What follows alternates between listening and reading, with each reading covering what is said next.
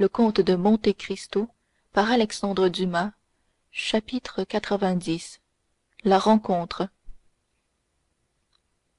Après le départ de Mercédès, tout retomba dans l'ombre chez Monte Cristo.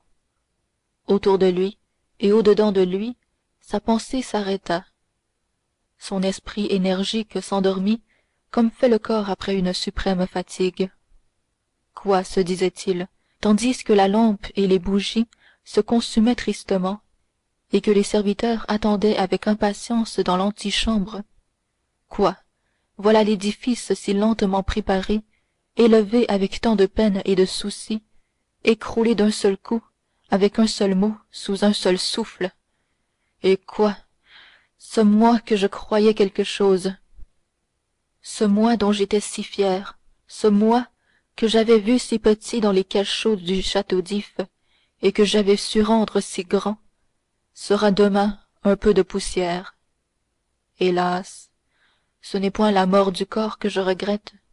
Cette destruction du principe vital n'est-elle point le repos où tout tend, où tout malheureux aspire, ce calme de la matière après lequel j'ai soupiré si longtemps, au-devant duquel je m'acheminais par la route douloureuse de la faim, quand Faria est apparue dans mon cachot? Qu'est-ce que la mort? Un degré de plus dans le calme, et deux peut-être dans le silence. Non, ce n'est donc pas l'existence que je regrette, c'est la ruine de mes projets si lentement élaborés, si laborieusement bâtis. La providence que j'avais crue pour eux était donc contre eux. Dieu ne voulait donc pas qu'il s'accomplisse. Ce fardeau que j'ai soulevé, presque aussi pesant qu'un monde, et que j'avais cru porter jusqu'au bout, était selon mon désir et non selon ma force, selon ma volonté et non selon mon pouvoir, et il me le faudra déposer à moitié de ma course. Oh, je redeviendrai donc fataliste, moi que 14 ans de désespoir et 10 ans d'espérance avaient rendu providentiel. Et tout cela, mon Dieu, parce que mon cœur que je croyais mort n'était qu'engourdi, parce qu'il s'est réveillé, parce qu'il a combattu, parce que j'ai cédé à la douleur de ce battement soulevé du fond de ma poitrine par la voix d'une femme. Et cependant, continua le comte, s'abîmant de plus en plus dans les prévisions de ce lendemain terrible qu'avait accepté Mercédès, cependant, il est impossible que cette femme, qui ait un si noble cœur, ait ainsi, par égoïsme, consenti à me laisser tuer, moi plein de force et d'existence. Il est impossible qu'elle pousse à ce point l'amour, ou plutôt le délire maternel. Il y a des vertus dont l'exagération serait un crime. Non, elle aura imaginé quelque scène pathétique, elle viendra se jeter entre les épées, et ce sera ridicule sur le terrain, de sublime que c'était ici. Et la rougeur de l'orgueil montait au front du comte. Ridicule, répéta-t-il, et le ridicule rejaillira sur moi. Moi ridicule. Allons, j'aime encore mieux mourir. Et à force de s'exagérer ainsi d'avance les mauvaises chances du lendemain, auxquelles il s'était condamné en promettant à Mercédès de laisser vivre son fils, le comte s'en vint à se dire: sottise, sottise, sottise! Que faire ainsi de la générosité en se plaçant comme un but inerte au bout du pistolet de ce jeune homme? Jamais il ne croira que ma mort est un suicide. Et cependant, il importe pour l'honneur de ma mémoire. Ce n'est point de la vanité, n'est-ce pas, mon Dieu, mais bien un juste orgueil, voilà tout. Il importe pour l'honneur de ma mémoire que le monde sache que j'ai consenti moi-même, par ma volonté, mon libre arbitre, à arrêter mon bras déjà levé pour frapper, et que de ce bras, si puissamment armé contre les autres, je me suis frappé moi-même. Il le faut, je le ferai. En saisissant une plume, il tira un papier de l'armoire secrète de son bureau, et traça au bas de ce papier, qui n'était autre chose que son testament fait depuis son arrivée à Paris, une espèce de codicille dans lequel il faisait comprendre sa mort aux gens les moins clairvoyants. Je fais cela, mon Dieu, dit-il les yeux levés au ciel, autant pour votre honneur que pour le mien. Je me suis considéré depuis 10 ans, ô mon Dieu, comme l'envoyé de votre vengeance. Et il ne faut pas que d'autres misérables que ce Morcerf, il ne faut pas qu'un Danglars, un Villefort, il ne faut pas enfin que ce Morcerf lui-même se figure que le hasard les a débarrassés de leur ennemi. Qu'ils sachent au contraire que la Providence, qui avait déjà décrété leur punition, a été corrigée par la seule puissance de ma volonté, que le châtiment évité dans ce monde les attend dans l'autre, et qu'ils n'ont échangé le temps que contre l'éternité. Tandis qu'ils flottaient entre ces sombres incertitudes, mauvais rêves de l'homme éveillé par la douleur, le jour vint blanchir les vitres et éclairer sous ses mains le pâle papier azur sur lequel il venait de tracer cette suprême justification de la Providence. Il était 5 heures du matin. Tout à coup, un léger bruit parvint à son oreille. Monte Cristo crut avoir entendu quelque chose comme un soupir étouffé. Il détourna la tête, regarda autour de lui et ne vit personne. Seulement le bruit se répéta assez distinct pour qu'au doute succédât la certitude. Alors le comte se leva, ouvrit doucement la porte du salon, et sur un fauteuil, les bras pendants, sa belle tête pâle inclinée en arrière, il vit Haydée, qui s'était placée en travers de la porte, afin qu'il ne pût sortir sans la voir, mais que le sommeil, si puissant contre la jeunesse, avait surprise après la fatigue d'une si longue veille. Le bruit que la porte fit en s'ouvrant ne put tirer Haydée de son sommeil. Monte Cristo arrêta sur elle un regard plein de douceur et de regret. Elle s'est souvenue qu'elle avait un fils, dit-il, et moi j'ai oublié que j'avais une fille. Puis secouant tristement la tête, pauvre Haydée, dit-il, elle a voulu me voir, elle a voulu me parler, elle a craint ou deviné quelque chose. Oh, je ne puis partir sans lui dire adieu, je ne puis mourir sans la confier à quelqu'un.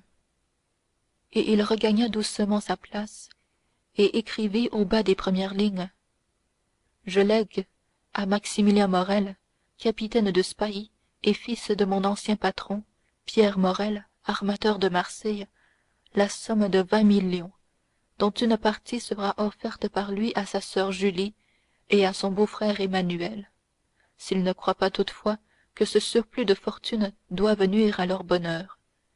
Ces 20 millions sont enfouis dans ma grotte de Monte Cristo, dont Bertuccio sait le secret. Si son cœur est libre, et qu'il veuille épouser Haydée, fille d'Ali, pacha de Janina, que j'ai élevée avec l'amour d'un père et qui a eu pour moi la tendresse d'une fille, il accomplira, je ne dirai point ma dernière volonté, mais mon dernier désir. Le présent testament a déjà fait Haydée héritière du reste de ma fortune, consistant en terres, rentes sur l'Angleterre, l'Autriche et la Hollande, mobilier dans mes différents palais et maisons, et qui, ces 20 millions prélevés, ainsi que les différents legs faits à mes serviteurs, pourront monter encore à 60 millions. Il achevait d'écrire cette dernière ligne lorsqu'un cri poussé derrière lui fit tomber la plume des mains. Haydée, dit-il, vous avez lu? En effet, la jeune fille, réveillée par le jour qui avait frappé ses paupières, s'était levée et s'était approchée du comte sans que ses pas légers, assourdis par le tapis, eussent été entendus. Oh mon Seigneur, dit-elle en joignant les mains, pourquoi écrivez-vous ainsi à une pareille heure? Pourquoi me léguez-vous toute votre fortune, mon Seigneur? Vous me quittez donc? Je vais faire un voyage, cher ange, dit Monte Cristo avec une expression de mélancolie et de tendresse infinie. Et s'il arrivait malheur? Le comte s'arrêta. Eh bien, demanda la jeune fille avec un accent d'autorité que le comte ne lui connaissait point et qui le fit tressaillir. Eh bien, s'il m'arrive malheur, reprit Monte Cristo, je veux que ma fille soit heureuse. Haydée sourit tristement en secouant la tête. Vous pensez à mourir, monseigneur dit-elle.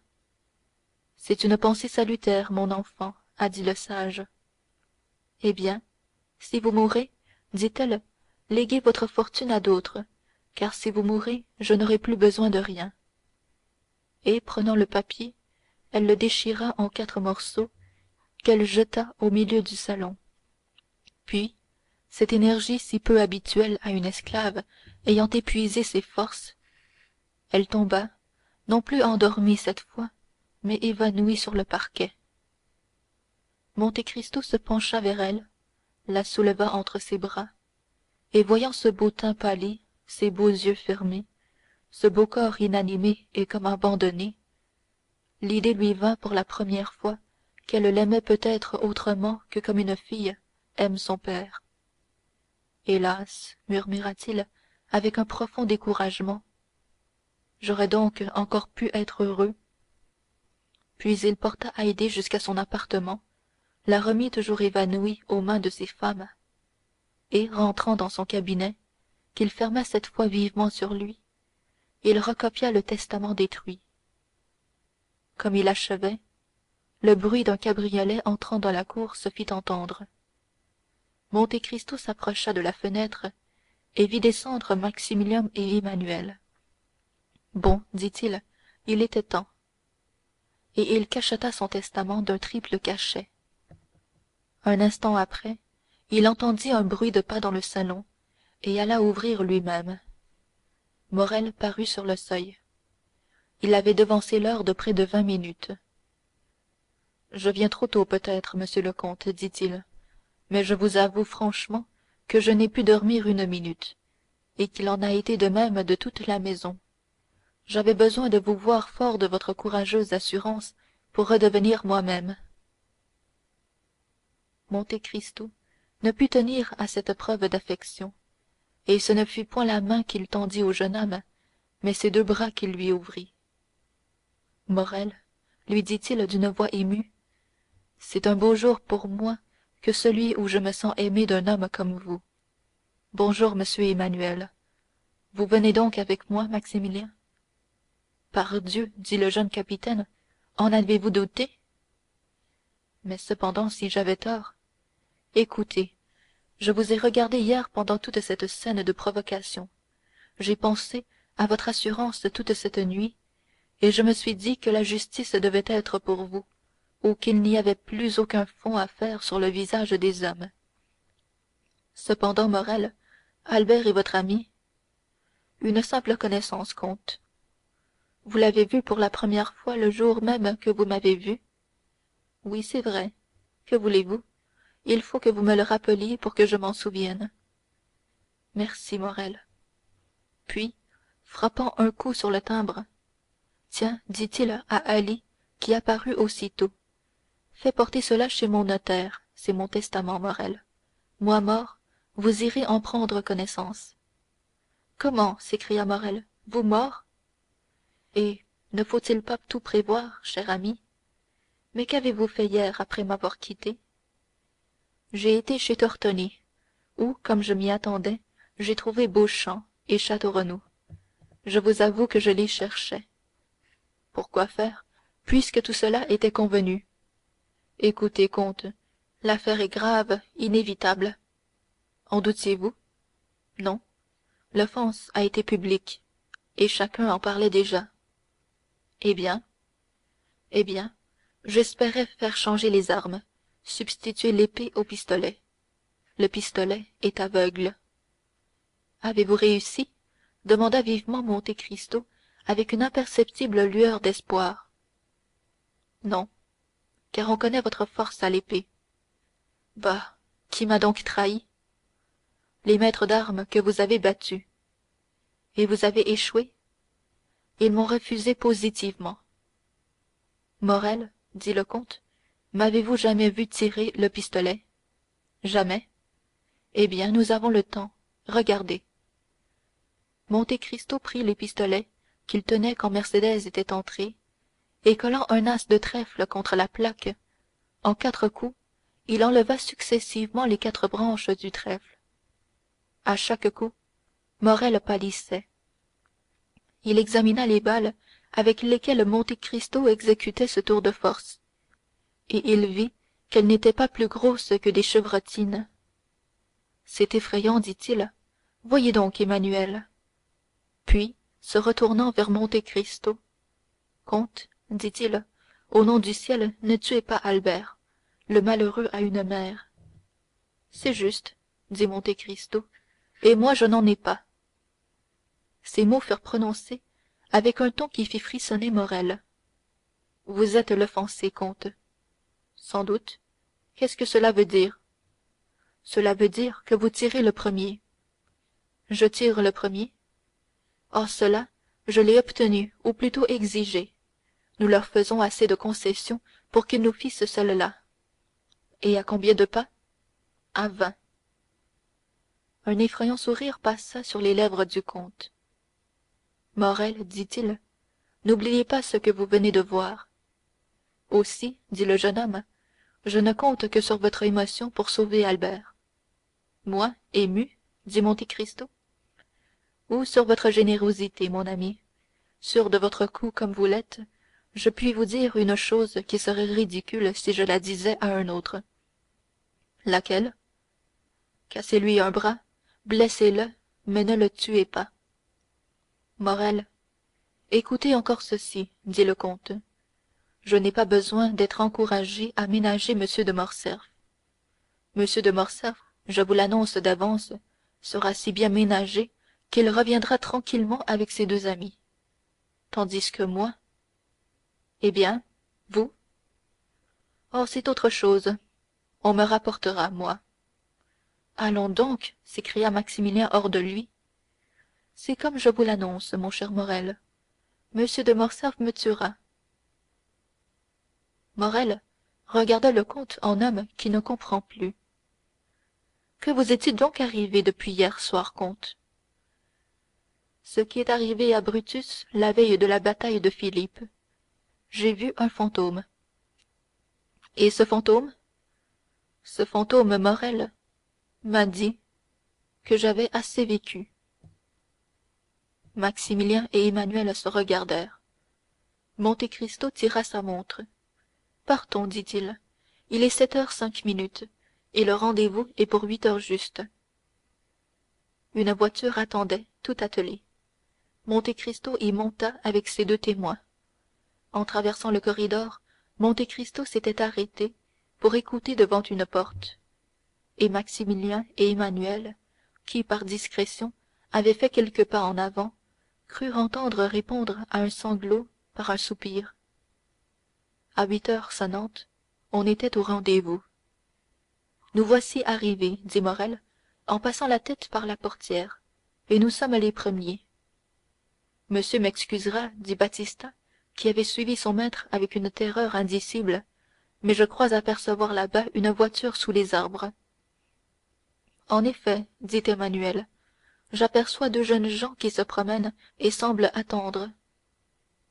Monte Cristo sauta légèrement en bas de sa calèche et donna la main à Emmanuel et à Maximilien pour les aider à descendre. Maximilien retint la main du comte entre les siennes. À la bonne heure, dit-il. Voici une main comme j'aime la voir à un homme dont la vie repose dans la bonté de sa cause. Monte Cristo tira Morrel, non pas à part, mais d'un pas ou deux en arrière de son beau-frère. Maximilien, lui demanda-t-il, avez-vous le cœur libre? Morrel regarda Monte Cristo avec étonnement. Je ne vous demande pas une confidence, cher ami. Je vous adresse une simple question. Répondez oui ou non. C'est tout ce que je vous demande. J'aime une fille, comte. Vous l'aimez beaucoup? Plus que ma vie.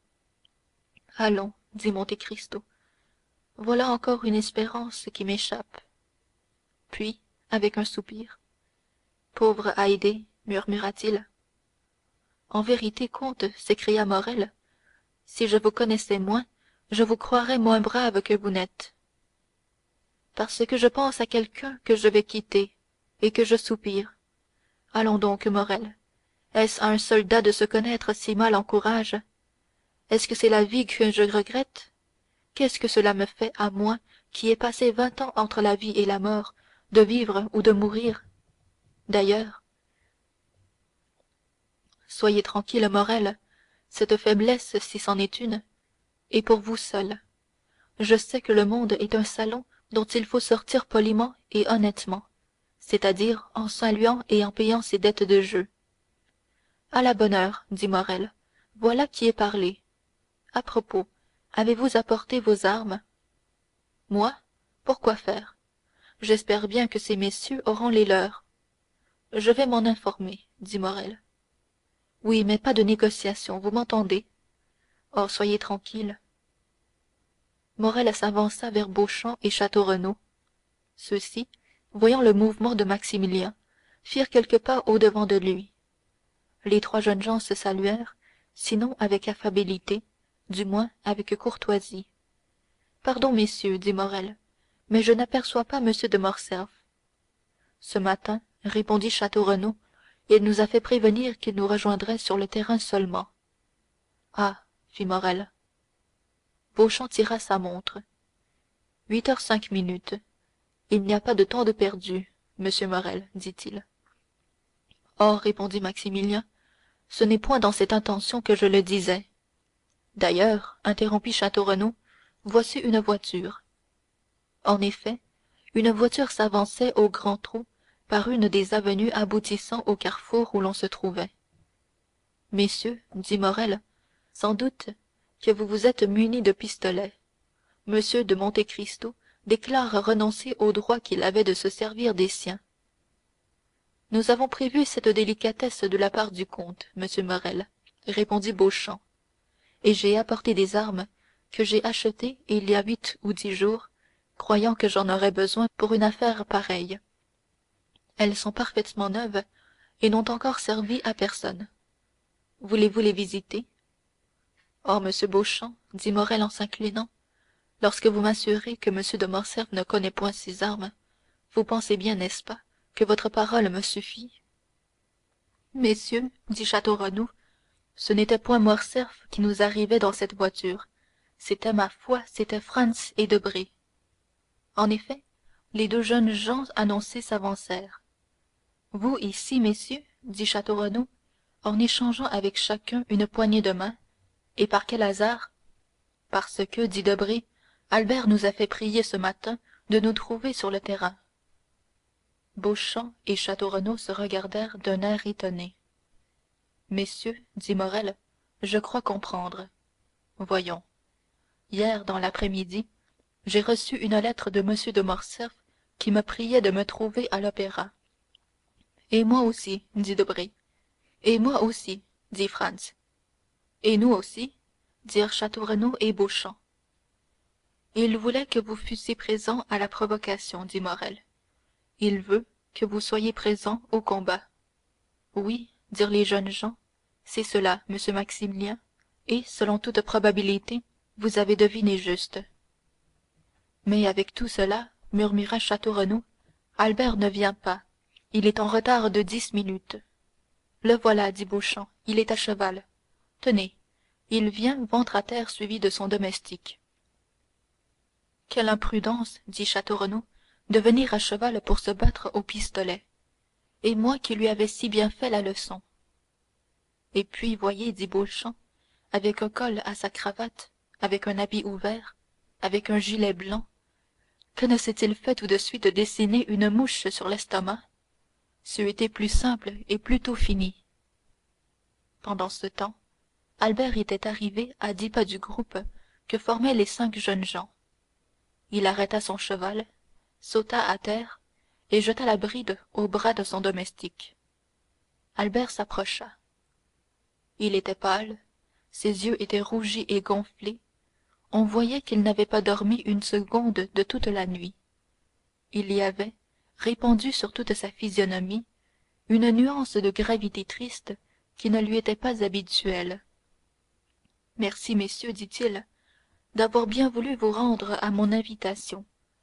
croyez que je vous suis on ne peut plus reconnaissant à cette marque d'amitié.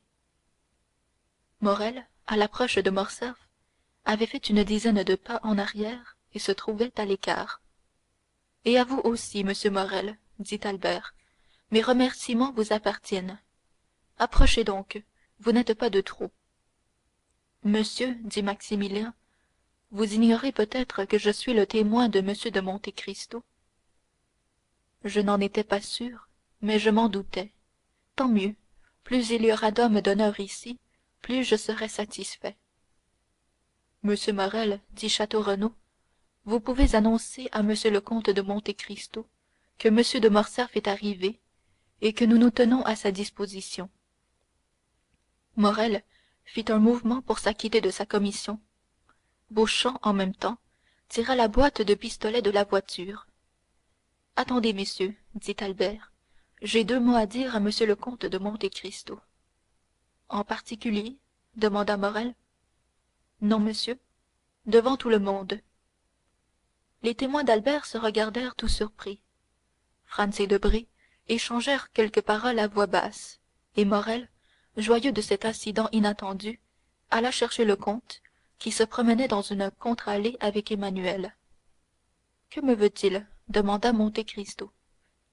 Je l'ignore, mais il demande à vous parler. Oh, dit Monte Cristo, qu'il ne tente pas Dieu par quelque nouvel outrage. Je ne crois pas que ce soit son intention, dit Morrel. Le comte s'avança, accompagné de Maximilien et d'Emmanuel. Son visage calme et plein de sérénité faisait une étrange opposition avec le visage bouleversé d'Albert, qui s'approchait de son côté, suivi des quatre jeunes gens. À 3 pas l'un de l'autre, Albert et le comte s'arrêtèrent. Messieurs, dit Albert, approchez-vous. Je désire que pas un mot de ce que je vais avoir l'honneur de dire à monsieur le comte de Monte Cristo ne soit perdu, car ce que je vais avoir l'honneur de lui dire doit être répété par vous à qui voudra l'entendre, si étrange que mon discours vous paraisse. J'attends, monsieur, dit le comte. Monsieur, dit Albert, d'une voix tremblante d'abord, mais qui s'assura de plus en plus. Monsieur, je vous reprochais d'avoir divulgué la conduite de M. de Morcerf en Épire, car si coupable que fût M. le comte de Morcerf, je ne croyais pas que ce fût vous qui eussiez le droit de le punir. Mais aujourd'hui, monsieur, je sais que ce droit vous est acquis. Ce n'est point la trahison de Fernand Mondego envers Ali Pacha qui me rend si prompte à vous excuser. C'est la trahison du pécheur Fernand envers vous. Ce sont les malheurs inouïs qui ont été la suite de cette trahison. Aussi je le dis, aussi je le proclame tout haut, oui, monsieur, vous avez eu raison de vous venger de mon père, et moi, son fils, je vous remercie de n'avoir pas fait plus. La foudre, tombée au milieu des spectateurs de cette scène inattendue, ne les eût pas plus étonnés que cette déclaration d'Albert. Quant à Monte Cristo, ses yeux étaient lentement levés au ciel avec une expression de reconnaissance infinie, et il ne pouvait assez admirer comment cette nature fougueuse d'Albert, dont il avait assez connu le courage au milieu des bandits romains, s'était tout à coup pliée à cette sublime humiliation. Aussi reconnut-il l'influence de Mercédès, et comprit-il comment ce noble coeur ne s'était pas opposé au sacrifice qu'elle savait d'avance devoir être inutile. Maintenant, monsieur, dit Albert, si vous trouvez que les excuses que je viens de vous faire sont suffisantes, votre main, je vous prie. Après le mérite si rare de l'infaillibilité qui semble être le vôtre, le premier de tous les mérites, à mon avis, est de savoir avouer ses torts. Mais cet aveu me regarde seul. J'agissais bien selon les hommes, mais vous agissiez bien selon Dieu. Un ange seul pouvait sauver l'un de nous de la mort, et l'ange est descendu du ciel. Sinon pour faire de nous deux amis, hélas, la fatalité rend la chose impossible, mais tout au moins deux hommes qui s'estiment. Monte Cristo, l'œil humide, la poitrine haletante, la bouche entr'ouverte, tendit à Albert une main que celui-ci saisit et pressa avec un sentiment qui ressemblait à un respectueux effroi. Messieurs, dit-il, monsieur de Monte Cristo veut bien agréer mes excuses. J'avais agi précipitamment envers lui. La précipitation est mauvaise conseillère. J'avais mal agi. Maintenant ma faute est réparée. J'espère bien que le monde ne me tiendra point pour lâche parce que j'ai fait ce que ma conscience m'a ordonné de faire. Mais en tout cas, si l'on se trompait sur mon compte, ajouta le jeune homme, en relevant la tête avec fierté, comme s'il adressait un défi à ses amis et à ses ennemis, je tâcherai de redresser les opinions. Que s'est-il donc passé cette nuit demanda Beauchamp à Château Renaud. Il me semble que nous jouons ici un triste rôle. En effet, ce qu'Albert vient de faire est bien misérable ou bien beau, répondit le baron. Ah, voyons, demanda Debray à Franz, qu'est-ce que cela veut dire? Comment, le comte de Monte Cristo déshonore M. de Morcerf, et il a eu raison aux yeux de son fils? Mais, eussé-je 10 Janina dans ma famille, je ne me croirais obligé qu'à une chose, ce serait de me battre 10 fois. Quant à Monte Cristo, le front penchu, les bras inertes, écrasé sous le poids de 24 ans de souvenirs, il ne songeait ni à Albert, ni à Beauchamp, ni à Château Renaud, ni à personne de ceux qui se trouvaient là. Il songeait à cette courageuse femme qui était venue lui demander l'avis de son fils, à qui il avait offert la sienne, et qui venait de la sauver par l'aveu terrible d'un secret de famille, capable de tuer à jamais chez ce jeune homme le sentiment de la piété filiale. Toujours la Providence, murmura-t-il. Ah, c'est aujourd'hui seulement que je suis bien certain d'être l'envoyé de Dieu. Fin du chapitre 90.